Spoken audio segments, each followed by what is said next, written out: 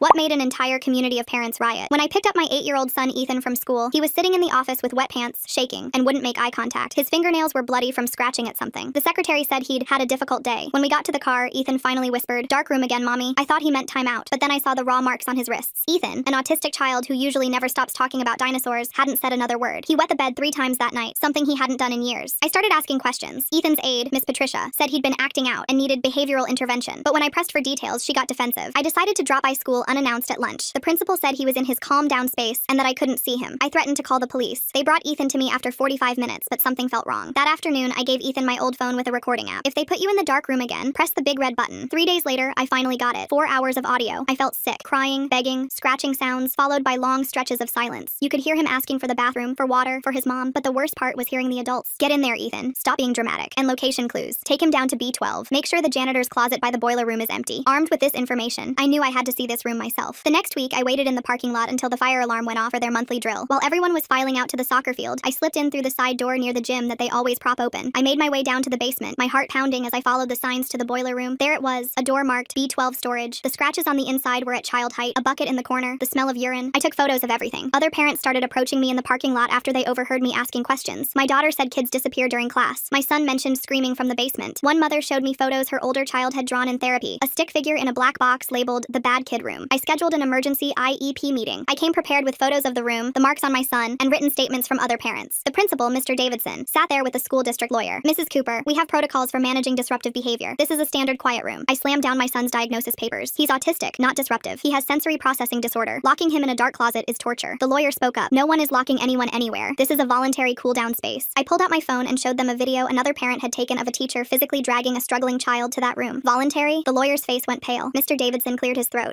"We'll need to review that footage." I stood up, my hands shaking with rage. "Review it? That's my baby you've been torturing. He's 8 years old." My voice cracked. "He still sleeps with a dinosaur nightlight, and you've been locking him in a pitch-black closet like he's some kind of animal." The room was silent. Miss Patricia wouldn't even look at me. That's when I went nuclear. I called CPS from the meeting room. "I need to report systematic child abuse at Central Elementary. Multiple autistic children are being locked in isolation rooms without food, water, or bathroom access." The principal's face went red. "Mrs. Cooper, this is extremely inappropriate." I cut him off and pulled out my phone. "You know what? Let's see what the other parents think." I opened the parents' WhatsApp group. 247 members. I uploaded the audio file. "This is what they do to our special needs kids." My son Ethan begging for water. The principal lunged for my phone. "You can't share that. It's confidential school matters." But it was already sent. My phone was vibrating nonstop. "What the hell is this?" "Calling my lawyer right now. Everyone come to the school immediately." Parents were sharing the audio to other groups, the PTA Facebook, the District Parents Coalition, the Special Needs Support Network. Through the conference room window, I could see parents storming through the front entrance. The secretary's hands were shaking as she pressed buttons on her desk phone, while parents pushed past her desk and filled the narrow hallway outside the conference room. The district lawyer stood up and opened the door, trying to project calm authority, but 3 fathers immediately surrounded him, demanding to know what the hell was happening to their kids. More parents kept pouring through the main entrance, some still in work clothes, others in pajamas like they'd rushed straight from home. Mr. Davidson grabbed his briefcase and laptop, then slipped out the conference room's back door that connected to his private office. I watched him through the glass partition as he locked his office door from the inside and pulled the blinds shut. The lawyer was backing toward the wall as more parents pressed in, all talking at once, waving their phones with the audio still playing. I pulled out my phone and started recording everything, making sure to capture the lawyer's pale face and the way his hands trembled as he tried to speak over the crowd. The secretary had given up on the phone and was now standing behind her desk looking terrified as parents demanded to know where their children were right now. Within minutes, the school resource officer came running down the hall, his hand on his radio, shouting for everyone to clear the area immediately or face trespassing charges. Parents turned on him instantly, a mother shoving her phone in his face, showing the audio timestamp, while her husband demanded to know if he'd known about the basement room. The SRO kept backing up, repeating that everyone needed to leave school property, but nobody was moving. I pushed through the crowd to where Miss Patricia was still sitting frozen in the conference room and told her I was taking Ethan home right now. She started to say something about dismissal procedures, but I cut her off and walked straight to Ethan's classroom. The SRO followed me, saying I couldn't just remove a student without signing him out. So I turned and asked if he really wanted to physically stop a mother from taking her abused child home while 20 other parents were filming us. He looked at all the phones pointed at him and stepped aside. Ethan was sitting at his desk staring at his dinosaur book, not even looking up at the chaos in the hallway. I gathered his backpack and lunchbox, then took his hand and led him through the crowd of parents who parted to let us through. That evening at home, Ethan sat at the dinner table moving his chicken nuggets around his plate without eating anything. I tried to get him to take just one bite, but he shook his head and kept his eyes down. 20 minutes into dinner, I smelled something and realized he'd wet himself again, just sitting there in silence. He didn't cry or react, just sat in his wet clothes staring at his plate. I helped him to the bathroom and got him cleaned up, then brought my camera to his room where the overhead light was brightest. The marks on his wrists were darker now, purple and yellow bruises in clear finger shapes where someone had grabbed him. I photographed them from every angle, then measured them with a ruler for scale. My hands shook so bad I had to retake several photos. I wrote everything in a notebook, the time, his behavior, how many words he'd spoken since pickup, which was 0. The next morning, I drove straight to the police station and walked up to the front desk saying I needed to file a report about child abuse at Central Elementary. The officer behind the glass looked bored and slid a form through the slot, saying I could fill it out in the waiting area. I pushed pushed it back and said no, I needed to speak to someone immediately about multiple children being locked in a basement closet. He sighed and buzzed me through to a small interview room where another officer came in 10 minutes later with a notepad. He listened to my story with obvious skepticism, interrupting to ask if I'd actually seen anyone lock my child anywhere, or if this was just something my son had said. I pulled out my phone and played 30 seconds of the audio, Ethan's voice sobbing and begging to go to the bathroom. The officer's whole face changed. He set down his pen and asked me to play it again from the beginning. After 4 minutes, he stopped me and said he needed to get a detective, that this would be handled as a priority case. He gave me an incident number and said someone would call within 48 hours. The next morning, my phone rang at 7:30, and a woman identified herself as Tess Donovan from Child Protective Services. She said they'd received multiple reports about Central Elementary and needed to schedule interviews with me and Ethan as soon as possible. She explained that they could investigate institutional neglect, but warned me that proving intentional abuse versus inappropriate discipline was much harder legally. She said the district would have lawyers and policies to hide behind, that these cases often went nowhere. I agreed to meet anyway, but felt my hope dimming as she talked about how long investigations took and how little power they really had over schools. That afternoon, I was folding laundry when my phone buzzed with an email from the school district's legal department. The subject line was "Cease and Desist, Confidential Student Records," and it was 3 pages of legal threats about privacy violations and defamation. I wonder what the real story is behind Miss Patricia sitting frozen in that conference room while chaos exploded around her. There's something about her silence that makes me curious about her actual role in all this darkness. They claimed I'd illegally recorded minor children without consent and damaged the reputation of dedicated educators with false allegations. They demanded I delete all recordings and posts immediately or face civil and criminal prosecution. My stomach turned to ice, but I forwarded it to 3 different lawyers I'd found online before even finishing reading it. That evening, I saw a notification for a new WhatsApp group called Central Parents Private with a message saying the main group was probably monitored by the district now. Within 2 hours, 12 different families had shared their own stories about their special needs, kids coming home with unexplained bruises or refusing to go to the school. One mother said her daughter had been having nightmares about a dark room for 2 years, but she'd thought it was just bad dreams. Another parent found drawings their son had hidden under his bed showing stick figures in black boxes labeled "Where Bad Kids Go." We realized this had been happening for years, and we'd all been given different explanations. Around 8 that night, I got a call from someone named Libby Duke, who said she was a special education advocate who'd been fighting the district for a decade. She'd heard about our situation from another parent and wanted to offer help pro bono because she'd seen this pattern before at other schools. She knew all the district's tactics, she said, how they'd try to intimidate us with legal threats while destroying evidence and coaching staff on what to say. I accepted immediately, desperate for someone who understood the system we were fighting. 2 days later, I took Ethan for an emergency appointment with a child psychologist my pediatrician had recommended. Ethan walked into her office clutching his dinosaur book, but when she gently asked about school, he dropped to the floor and crawled under her desk. She didn't force him out, just sat on the floor nearby and talked softly about how some places feel scary and that was okay. She documented all his symptoms in detail and started what she called a baseline assessment for trauma treatment. That evening, my phone rang with a blocked number and a man introduced himself as Jules Creech, an investigative journalist with the state newspaper. He said he'd been tracking complaints about isolation rooms in schools for months and had heard about our situation. He wanted to verify the audio and photos, but promised to protect our identities until we were ready to go public. He said he had similar evidence from 3 other districts and was building a larger story about systemic abuse of special needs students across the state. 2 days after talking to the reporter, I opened my email while Ethan was eating breakfast and saw the subject line that made my stomach drop. The district had placed Ethan on home instruction pending a safety review of his needs, effective immediately. They wrote it like they were doing us a favor, protecting him from further trauma, but I knew what this really was. They were kicking my kid out of school because I went public. I stared at the screen while Ethan munched his cereal, not knowing how to tell him he couldn't go back to see his friends or use the sensory room that actually helped him. My boss wasn't going to understand why I suddenly needed to work from home every day. I spent the morning calling around for tutors and trying to figure out how to teach a 3rd grader while handling conference calls. The next week, Tess from CPS showed up at our door with her clipboard and official badge. She seemed nice enough, kneeling down to Ethan's level and speaking softly, but he completely shut down the moment she started asking questions. He pressed himself against the wall and wouldn't make eye contact or respond to anything she said. She tried showing him pictures, using different voices, even pulling out some toys from her bag, but Ethan just stared at the floor and picked at his shirt. After an hour, she gave up and wrote notes about selective mutism and trauma response. She told me the limited disclosure made building a case harder, that kids who can't or won't talk about what happened often don't get justice. I wanted to grab her shoulders and shake her, make her understand that my baby was talking just fine before they started locking him in that closet. Meanwhile, Libby was working on the legal side, filing formal complaints with the state education department about violations of IDEA and 404 laws. She sent certified letters demanding all behavioral intervention plans, functional behavior assessments, and 3 years worth of incident reports. The district had 10 days to respond, but we both knew they'd use every second of that deadline. She warned me they'd probably claim records were lost or never existed. 3 days before the deadline, I got a call from the district's PR director asking me to come in for a resolution meeting. She sounded friendly, said they wanted to make things right for Ethan, but then she mentioned I'd need to sign some paperwork first. When I asked what kind of paperwork, she emailed me a non-disclosure agreement that was 12 pages long. The terms would prevent me from ever discussing anything about Ethan's education, his treatment at the school, or any settlement we might reach. I'd have to delete all my social media posts, destroy the recordings, and never speak to media again. For a moment, I actually considered it, just to make this nightmare end and get Ethan back in the school with proper support. But then I looked at him building with his blocks, humming to himself, and knew I couldn't let them silence us. Jules was hitting them from another angle with Freedom of Information Act requests for all seclusion and restraint logs from the past 5 years. He wanted to see patterns, how many other kids had been locked in those rooms. The district claimed they needed 30 days to compile the records, which he said was standard obstruction tactics. They were buying time to figure out what documents they absolutely had to provide and which ones they could claim didn't exist. That's when I got the strangest email from an address address I didn't recognize, just random numbers and letters at Gmail. The message was short, saying she'd seen what was happening to the special needs kids and couldn't stay quiet anymore. She signed it ND and said she was a teacher from another wing of the school. We exchanged a few careful messages before she suggested meeting at a grocery store parking lot 2 towns over where nobody would recognize us. I told my mom I was going shopping and drove 40 minutes to meet this woman who might have answers. She was already there when I pulled up, sitting in an old Honda with tinted windows. Nell turned out to be in her 50s with gray streaks in her hair and tired eyes. She'd been teaching for 20 years and said she'd watched the isolation rooms become standard practice over the last decade. She named specific rooms I hadn't even known about, one in the gym storage area, another behind the music room. She described the scripts they were given for documentation, always writing that students were endangering themselves or others, never mentioning how long kids were kept in there. She told me about unwritten policies, how certain kids got labeled as problems and ended up in those rooms for things like stimming or crying. She showed me photos on her phone of incident reports she'd secretly photographed, proving they were doctoring the paperwork. Everything she described matched what we'd been finding. She was shaking as she talked, terrified of losing her pension if anyone found out she was talking to me. The next day, I took Ethan to his pediatrician for a full exam. Dr. Martinez had been seeing him since he was a baby and gasped when she saw the marks on his wrists. She documented everything with photographs, measured the bruising patterns, noted his weight loss and how he'd regressed in his speech and toilet training. She ran her fingers over the scratches on his arms where he'd been clawing at himself, something he'd never done before this started. She had tears in her eyes as she typed up her report, using medical terms like psychological trauma and developmental regression. She filed her own mandated reporter complaint with CPS that afternoon, adding medical documentation to support our case. I sat in my car afterward and cried with relief that finally a professional was validating what I'd been saying. Then the district made their first move, announcing that Miss Patricia was on administrative leave pending investigation, while Mr. Davidson remained in his position. The email to parents blamed individual lapses in judgment and promised retraining for staff. They were throwing Patricia under the bus while protecting the principal who'd created this whole system. The scapegoating made me so mad I threw my phone across the room. The worst part came in a district-wide email the next morning where they defended seclusion rooms as evidence-based behavioral interventions supported by research. They used all this clinical language about de-escalation spaces and therapeutic holds, making it sound like locking terrified kids in dark closets was some kind of medical treatment. They cited studies and included links to articles about managing aggressive behaviors, completely ignoring that most of these kids weren't aggressive at all, just overwhelmed or scared. The gaslighting was so obvious, but wrapped in enough professional terminology that some parents might actually believe it. The next morning, my phone was buzzing with messages from parents planning something big. They'd organized a sidewalk rally for that afternoon right outside the school during dismissal time. I showed up with Ethan staying at my mom's house since crowds would trigger him. Parents held signs saying, "Our kids deserve better," and "Stop the isolation rooms," while keeping to the public sidewalk. There's something odd about Nell meeting in a parking lot 2 towns over just to share information she could have emailed anonymously. Why risk showing her face at all if she's that worried about her pension? When someone handed me a megaphone, my hands were shaking, but my voice stayed steady. We're not here to attack anyone personally, but to demand systemic change for all special needs students. News vans pulled up within minutes, and reporters started interviewing parents. I kept repeating the same message about needing proper training and oversight, not blame. Back home that evening, Ethan had his worst meltdown yet when a car backfired outside. He screamed and threw himself under his bed, covering his ears and sobbing. The next day, I drove to 3 different stores buying noise-canceling headphones, blackout curtains, and 2 weighted blankets. I installed the curtains in his room and the living room, turning our house into a dark, quiet cave. We barely slept anymore since every little sound sent him into panic mode. Tess called me frustrated because when she showed up to inspect the basement rooms, the principal said they were doing maintenance work and she couldn't enter. She filed paperwork for a court order but warned me the process would take weeks. I knew they were down there destroying evidence while we waited for bureaucracy to catch up. Libby was having her own battles with the district, refusing to schedule an emergency IEP meeting. She sent them a formal 10-day notice for unilateral placement, which meant we could enroll Ethan somewhere else and make them pay if they didn't respond. Finally, we had some leverage to force their hand. Jules texted me photos of the FOIA response she'd gotten, hundreds of pages with most of it blacked out, but what wasn't redacted made me run to the bathroom to throw up. The numbers showed seclusion rooms used 847 times just last year, 847 kids locked in those rooms, and nobody said anything. That evening, Nell sent me a photo from her car showing workers at the school loading the B12 door sign into a truck. They were literally painting over the door and removing any trace it existed. I saved everything with timestamps and started backing up all our evidence. I uploaded every photo, recording, and document to 3 different cloud services that night. Then I copied everything onto USB drives and mailed one to my sister in another state, one to my cousin, and kept one in a safety deposit box. Jules said the metadata showing when files were created would be crucial for proving they destroyed evidence after we reported it. 2 days later, a police car pulled into my driveway. The school resource officer stood at my door looking uncomfortable. "Mrs. Cooper, I've been asked to inform you that entering school property again will result in immediate arrest for trespassing." I pulled out my phone and started recording. "Are you threatening me for advocating for my disabled child?" He shifted his weight and looked away. "Just delivering the message, ma'am." After he left, I forwarded the video to Libby, who said it was clear intimidation. The next morning, Libby called excited because a national disability rights organization had reached out. They wanted to file an amicus brief if we pursued litigation and had won similar cases in 3 other states. Their legal team was offering pro bono assistance, which meant free help from lawyers who knew exactly how to fight these battles. The network of support kept growing beyond just our local parents. More evidence kept coming in from other families, including photos of bruises, recordings of kids crying, and medical records showing anxiety diagnoses after starting at Central Elementary. Meanwhile, I had to focus on getting Ethan help. The psychologist finally completed her evaluation after 3 sessions. She diagnosed him with acute stress disorder and recommended he not return to Central Elementary under any circumstances. Insurance would only cover 12 sessions total, which meant 9 more visits. I'd figure out how to pay for more treatment later, but at least now we had official documentation that the school had hurt him. Ethan still wouldn't talk about what what happened in that room. He'd just shake his head and hide under his weighted blanket whenever I tried to ask. The psychologist said forcing him to talk could make the trauma worse, so we had to wait until he felt safe enough. Some nights he'd wake up screaming, "I'll be good," over and over until I held him and promised he never had to go back there. The principal sent another letter full of legal language about how they were conducting an internal investigation and would implement new training protocols. More empty promises wrapped in fancy words while they covered their tracks. Parents kept messaging me with their own horror stories and asking what they could do to help. We started a private Facebook group that grew to over 300 members in 2 days. Everyone sharing evidence and comparing notes about what their kids had experienced. The pattern was clear that they targeted the most vulnerable kids who couldn't defend themselves or clearly communicate what was happening. 2 days later, I got a letter from the district's lawyer saying I was now classified as a disruptive parent and couldn't contact any school staff directly anymore. Everything had to go through their legal department, which meant more delays and more paperwork while kids kept suffering. I scanned the letter and added it to our growing file of evidence showing how they were trying to silence us instead of fixing the problem. The other parents in our Facebook group got similar letters, and we realized they were trying to isolate us from each other and from any teachers who might want to help. My phone rang while I was reading through more parent messages, and it was Ansel from work asking me to come in for a meeting about all the days I'd been missing. I sat across from him in his office while he explained that the company understood family emergencies, but I'd used up all my sick days and vacation time already. They could offer FMLA leave, but it would be unpaid, and we needed my paycheck to cover Ethan's new therapy sessions that insurance wouldn't touch. I had to choose between keeping my job to pay for his treatment or being there to fight the school, and I felt trapped either way. That night, I opened our savings account and transferred everything we'd saved for our vacation to the checking account to pay for private occupational therapy. The next morning, I went to the pawn shop with my grandmother's jewelry that she'd left me when she died and got $300 for pieces that meant everything to me. We canceled our cable and internet, keeping just basic phone service, and I started skipping lunch to save that money for Ethan's sessions. Every penny we could scrape together went toward helping him recover from what they'd done to him in that basement room. Tess called to tell me CPS finally got their court order to inspect the school's basement, but the district was stalling with claims about construction permits and asbestos testing that would take weeks to complete. She sounded frustrated, but said her hands were tied and they had to follow proper procedures, even though we all knew the district was just buying time to clean things up. More waiting while other kids were probably still being locked in those rooms, and there was nothing we could do about it legally. Jules sent me a draft of his article before it went live, and seeing everything written out with quotes from 7 different families made it real in a way that was hard to process. The next morning, his story was on the front page of the newspaper's website, with the audio transcript excerpts and photos we'd taken of the scratches inside that closet. Within hours, it had been shared thousands of times, and the school's phones were ringing nonstop with angry calls from people across the state demanding answers. The exposure felt good, but also scary because now everyone knew our story, and I worried about backlash against Ethan. The school board announced a special meeting for the following Tuesday with strict rules about public comments being limited to 2 minutes each and no visual aids or recordings allowed. They were clearly trying to control the narrative and prevent us from showing the evidence we'd gathered, but we decided to prepare anyway. Every word would have to count in those 2 minutes, and we needed to make them impossible to ignore. Libby came over that weekend to help me write a statement that would fit the time limit but still convey the horror of what they'd done to our kids. We practiced over and over until I could deliver it without breaking down, because controlled anger would be more powerful than sobbing through it. She timed me with her phone while I stood in my living room reciting the words we'd carefully chosen to maximum impact. Tuesday night, the auditorium was packed with parents and media, and you could feel the tension in the air as the board members took their seats looking uncomfortable. When my turn came, I walked to the microphone and started playing the audio of Ethan crying and begging for water before the board's lawyer jumped up yelling about privacy concerns. He reached over and cut my microphone, but those 30 seconds of my baby's voice had already filled the room, and parents were shouting in anger while board members shifted in their seats. The crowd erupted with people standing up and demanding they turn the mic back on, but the board president just called for order and moved to the next speaker. Vicky Davenport took the microphone next and described finding similar marks on her daughter's wrists after she'd been kept in isolation in a different grade with completely different staff members. The pattern was clear now that this wasn't just one bad teacher, but a systematic problem throughout the school, and board members couldn't pretend anymore that these were isolated incidents. Parents around the room were nodding and whispering to each other as more pieces of the puzzle came together, showing how widespread this abuse really was. Something feels calculated about how the district lawyer just happened to cut that microphone right when Ethan's voice filled the room. They knew exactly what they were doing to control this meeting. The union representative stood up and argued that teachers hadn't been properly trained on how to handle special needs students, and they were just following what they thought were approved procedures. She kept shifting blame to district policies and lack of resources while defending individual teachers, saying they were doing their best in difficult circumstances. It made me sick hearing her act like locking terrified children in dark closets was somehow understandable because of budget problems or training gaps, when any decent human being would know that was wrong. The public comment section started, and Tess stood up from her seat near the back. She walked straight to the microphone and pulled out her badge. She said CPS was actively investigating, and anyone with information should contact her office immediately. The board members started shifting in their seats and looking at each other. More parents lined up behind her to speak. Each one told their story about their child being locked in that room. Some had photos of bruises and scratches. Others had medical records showing anxiety diagnoses that started after their kids entered Central. The board president kept trying to cut people off, saying their 3 minutes were up. Parents just kept talking over him. Security guards moved closer but didn't actually do anything. The meeting went on for 4 hours until they finally called it closed. The next morning, my phone started buzzing at 6 a.m. with texts from other parents. The local news website had posted that Davidson was on administrative leave pending investigation. The district released a statement saying they were cooperating fully, but still wouldn't admit anything was wrong. It felt like such a small win after everything they'd done to our kids. 2 days later, I got an email from a law firm representing Patricia. They demanded I remove all posts mentioning her name from social media within 24 hours or face legal action. The letter claimed I was defaming her character and causing emotional distress. I screenshot it and posted it to the parent group group asking for advice. Within an hour, 12 other parents had gotten the same letter. Some immediately deleted their posts because they couldn't afford a lawsuit. Others changed Patricia's name to Miss P in their posts. The fear was spreading through our group. Then Jules texted me a screenshot someone had leaked to him. It was an internal district email marked urgent, requiring all staff to preserve any documents related to seclusion rooms or behavioral interventions. The email specifically mentioned anticipated litigation and regulatory investigations. Jules added it to his follow-up article that afternoon. The district's lawyers were clearly preparing for something big. That same night, Ethan woke up screaming at 2 a.m. He was soaked in sweat and shaking, so hard his teeth were chattering. I held him and rocked him, but nothing helped. The screaming went on for 3 hours straight. I logged everything in the notebook his treatment team had given me. The time it started, what might have triggered it, how long it lasted. This was the 5th night in a row. I was running on maybe 2 hours of sleep and could barely function. Coffee wasn't even helping anymore. My hands shook constantly from exhaustion. Work was calling asking when I'd be back, but I couldn't leave Ethan alone. During one of Ethan's therapy sessions, Libby called with news. She'd found a spot at a therapeutic day program one district over. They had special rooms with soft lighting and no locks. The staff were trained in working with kids who had trauma. It wasn't perfect, and insurance would only cover part of it, but it was better than keeping Ethan home forever. We scheduled a tour for the next week. The drive took 45 minutes, but Ethan stayed calm listening to his dinosaur podcast. The building looked nothing like Central. Everything was painted in soft colors with lots of windows. The director met us at the door and got down on Ethan's level to introduce herself. She showed us the sensory room with its bubble tubes and weighted blankets. The quiet space had beanbags and soft music, with the door always open. Staff explained how they used picture cards to help kids communicate when they were upset. They showed us the schedule board where everything was predictable and clear. Ethan stayed pressed against my leg the whole time. He didn't have a total meltdown though, which felt like progress. They suggested starting with just a few hours to see how he did. The next Monday, we tried a half-day visit. I sat in my car in the parking lot the whole time with my phone ready. After an hour, they texted that Ethan was doing okay. He'd gotten scared when the bell rang, but the aide had given him noise-canceling headphones. At snack time, he'd eaten his crackers at a table by himself while the aide sat nearby. No one forced him to join group activities. After 3 hours, they called saying he was getting tired and should probably go home. When I picked him up, he wasn't crying or scratched up. He even said bye to the aide. It was the first positive school experience we'd had in months. We kept doing half-days for 2 weeks, slowly building up his tolerance. Meanwhile, the district's insurance company reached out through our lawyer. They wanted to meet about a possible settlement. The number they offered was insulting, barely enough to cover Ethan's therapy bills. Plus, we'd have to sign papers saying we wouldn't sue or talk publicly about what happened. No admission of wrongdoing and no promise to change their policies. They just wanted this to go away cheap and quiet. I wanted to tell them exactly where to shove their offer, but part of me wondered if I should take it for Ethan's therapy. The decision was tearing me apart. Then Tess called with an update. CPS had finished their investigation and substantiated institutional neglect. She was referring the findings to the DA's office for possible criminal charges, but she warned me not to get my hopes up because proving intent was almost impossible. The system protected itself even with mountains of evidence. 2 days later, Nell sent me screenshots of the affidavit she'd filed with the state board detailing everything she'd witnessed in B12. Within hours, she was getting called into meetings with union reps who kept reminding her about solidarity and not breaking ranks. Other teachers stopped eating lunch with her, and suddenly her lesson plans needed extra review from admin. She texted me photos of passive-aggressive notes left in her mailbox about team loyalty and protecting the school's reputation. By Friday, she was sending out resumes to districts 3 counties over because the principal's secretary told her that her contract probably wouldn't be renewed next year. I watched this woman sacrifice her career for telling the truth about what they did to my son and could only send her gift cards for gas money while she drove to interviews. The following week, Tess called with news from the DA's office that made me throw my phone across the kitchen. They weren't filing criminal charges because there was insufficient evidence of criminal intent, and the isolation room usage fell into a gray area of poor professional judgment rather than prosecutable abuse. The prosecutor's letter said policy violations were a civil matter for the school board to handle internally and recommended we pursue administrative remedies through proper channels. I drove to the courthouse and demanded to see someone higher up, but the receptionist just handed me another copy of the same letter and said the decision was final. The rage burned so hot I had to sit in my car for 20 minutes before I could drive home safely. 3 days after that disappointment, an official envelope arrived from the state education department announcing they were opening a compliance review of the district's special education practices. The letter said Central Elementary had 60 days to submit a corrective action plan addressing the violations identified in their preliminary investigation. Libby called it bureaucratic theater, but said having it on record would help our civil case because it established a pattern of non-compliance with federal disability laws. I spent that afternoon scanning every page and uploading them to the shared folder she'd created for evidence. The next Monday, I met Vicky and another mom whose daughter had also been locked in B12 at Libby's office to sign paperwork for a civil lawsuit. The retainer agreement made my stomach drop because we'd need $5,000 just to start and potentially tens of thousands if it went to trial. Libby explained we were seeking both monetary damages for the trauma and an injunction to prevent them from using isolation rooms ever again. Vicky's husband had already taken out a loan against their 401k, and the other family was selling their boat to cover legal fees. I signed knowing we didn't have the money, but someone had to make them pay for what they'd done. 2 weeks into March, Mr. Davidson announced his retirement effective immediately for personal reasons. The school board approved his exit package with full pension and health benefits, plus a glowing letter of recommendation for his years of dedicated service. Miss Patricia got transferred to a curriculum development position at the district office with the same salary and no student contact. Not one word about why these sudden changes happened or any admission that they'd done anything wrong. Parents were posting angry comments on the district Facebook page, but they kept deleting them and eventually turned off comments entirely. The next week, the district sent out a press release about converting the basement storage areas into supply rooms as part of their proactive improvements to learning environments. They hired a photographer to take pictures of B12 filled with boxes of printer paper and cleaning supplies, like it had never been anything else. Patricia getting a cushy district office job with the same pay makes me question who she knows at the top. Davidson's golden parachute parachute retirement package seems awfully generous for someone under CPS investigation. The timing of these personal reasons feels too convenient. The gaslighting made me physically sick watching them pretend they were making positive changes instead of covering up years of abuse. They even quoted the superintendent talking about their commitment to excellence and creating safe spaces for all learners. Meanwhile, Ethan started at the Therapeutic Day program 3 mornings a week, while I drove him to private occupational therapy on Tuesday and Thursday afternoons. Some days he'd line up his dinosaur toys and tell me facts about velociraptors for an hour straight, which felt like having my old son back. Other days I'd find him hiding in the bedroom closet with his hands over his ears rocking back and forth. The therapist said trauma recovery wasn't linear, and we had to celebrate small victories like him asking to use the bathroom instead of having accidents. Progress meant him sleeping through one night without screaming or eating lunch without checking under the table first. My boss cut my hours to part-time after I missed too many shifts for therapy appointments and court meetings. We sold my car to cover 2 months of therapy bills, and I started taking the bus to work at 5 in the morning. I joined local Buy Nothing groups asking for weighted blankets and sensory toys, swallowing my pride when neighbors dropped off bags of hand-me-down therapeutic equipment on our porch. One woman slipped an envelope with $200 cash under a box of fidget toys with a note saying she was sorry for what happened. The community support helped, but losing half my income while therapy costs tripled was drowning us in debt. The town split hard over the lawsuit, with people taking sides in grocery store aisles and soccer game sidelines. Former friends would see me at the pharmacy and suddenly remember they needed something in another aisle. Parents who used to arrange playdates stopped responding to texts, and Ethan's birthday party invitations got ignored. The PTA president told me I wasn't welcome at meetings anymore because my presence was disruptive to the school unity. Meanwhile, other parents would grab my arm at pickup and whisper thank you for fighting when they were too scared to speak up. 6 months after his first article, Jules called to tell me he'd won a regional journalism award for his investigation into isolation room abuse. The story had been picked up by education advocacy groups nationwide, but local media had already moved on to covering budget debates and football season. He mailed me a framed copy of the award with a note saying the documentation would matter for future families, even if the news cycle had forgotten us. At least someone would remember what really happened in that basement room when the district tried to pretend it never existed. 2 weeks later, the CPS investigator showed up at my door with a thick folder and a tired expression. She sat at my kitchen table flipping through pages while I made coffee with shaking hands. She pushed the report across to me and pointed to the findings section where it said, "Neglect substantiated," in bold letters. The investigator explained they could offer trauma therapy referrals for Ethan and recommend policy changes to the district. I asked what would actually force the school to stop using isolation rooms. She looked down at her coffee and said CPS could only investigate and recommend, but had no power to make the district do anything. The most they could do was add this to the school's record and hope the district would listen to their suggestions. I slammed my hand on the table so hard the coffee cups jumped. She handed me a list of therapists who specialized in trauma recovery and left without making eye contact. 3 days later, my lawyer called saying the district wanted to settle. I drove to his office where he had papers spread across his conference table showing their offer. They would cover all of Ethan's therapy costs plus additional damages, but there was a catch. The settlement included a limited confidentiality clause that meant I couldn't discuss specific settlement amounts or terms. My lawyer explained we could still talk about the abuse itself, just not the financial details. He said we could fight it in court, but that would take years, and Ethan needed help now, not when he was 11. I stared at the number on the paper, knowing other families were still fighting their own battles. My lawyer reminded me that getting Ethan treatment was the priority, and the settlement would guarantee he got the best care immediately. I picked up the pen, feeling like I was betraying every other parent whose kid was still suffering. The pen felt heavy as I signed my name on each page. My lawyer filed the papers that afternoon while I sat in my car crying, because taking their money felt like letting them win, even though I knew Ethan needed the therapy more than I needed my pride. The next morning, the district sent out an email blast announcing new policies. They were banning all use of seclusion rooms effective immediately and requiring mandatory crisis intervention training for all staff. The email made it sound like they were being progressive leaders instead of being forced into it by lawsuits and media pressure. Davidson was quoted saying the district was committed to supporting all students with compassion and evidence-based practices. I wanted to throw my phone, but at least the rooms would be gone even if they were pretending it was their idea. Later that week, Nell texted me that she'd been transferred to a school across town. She said the official reason was staffing needs, but everyone knew it was punishment for speaking up. Her new principal treated her like a troublemaker from day one, and other teachers avoided her in the hallways. She sent another text saying she'd do it all again because at least those rooms were finally gone. 2 months passed with Ethan going to therapy twice a week. One Tuesday night, I was folding laundry when I realized it was past 9 and Ethan was still asleep. I crept to his door and peeked in to see him sleeping peacefully without his dinosaur nightlight for the first time since everything happened. I stood there watching him breathe steadily with no signs of nightmares. The next night, the terrors came back and he wet the bed again, but that one peaceful night showed me healing was possible even if it wasn't a straight line. I started writing about our experience on my laptop while Ethan was at therapy. I typed out everything I wished I'd known about recognizing institutional abuse and navigating the system. I included warning signs to watch for and questions parents should ask. I posted it on my blog that usually only had recipes and vacation photos. Within days, my inbox was full of messages from parents saying the post helped them recognize what was happening to their own kids. One mom said she'd printed it out and brought it to her IEP meeting. Another dad said it gave him the courage to file a complaint about his daughter's school. Each message made me feel like maybe something good could come from our nightmare. I cleared out a shelf in my bedroom closet and put a box there with everything from this fight. The photos of room B12 went in first, followed by the audio recorder I'd given Ethan. I added copies of every email and document plus the CPS report and settlement papers. My husband asked why I was keeping it all when it was over. I told him it wasn't dwelling but staying ready because they'd hurt my baby once, and I'd never trust any school completely again. Every time I put Ethan on the bus, I thought about that box and promised myself I'd burn the whole system down before I'd let anyone lock him in a dark room again. Alright, that's a wrap from me. Really appreciate you sticking around while I poked at all those questions. Hopefully my wondering was at least a little useful. Catch you in the next one. Like the video. It helps more than you think.